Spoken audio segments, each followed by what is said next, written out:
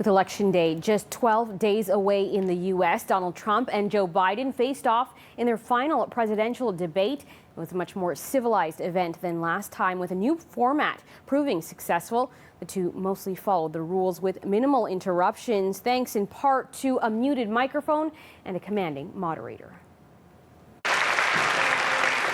In their final showdown, the presidential candidates took to the stage in Nashville, with Vice President Joe Biden noticeably removing a mask as he approached the podium. The first question focused on the COVID-19 response, with President Trump claiming he's now immune to the virus, though he doesn't know for how long.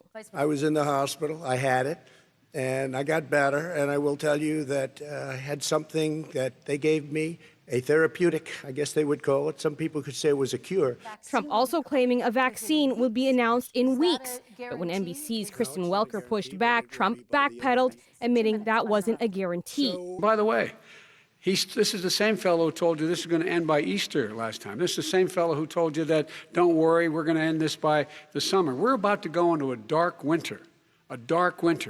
And he has no clear plan, and there's no prospect that there's going to be a vaccine available for the majority of the American people before the middle of next year. The two sparred on issues of health care, the economy, and race. The fact of the matter is, there is institutional racism in America. Nobody has done more for the black community than Donald Trump.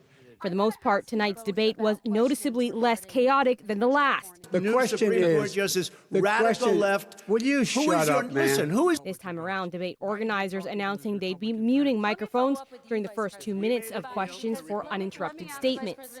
Tonight's event came just a day after the FBI revealed that Russia and Iran were working to influence the U.S. election, with Biden taking an opportunity to point a finger at Trump about why that might be. Russia is wanting to make sure that I do not get elected the next president of the United States because they know I know them and they know me.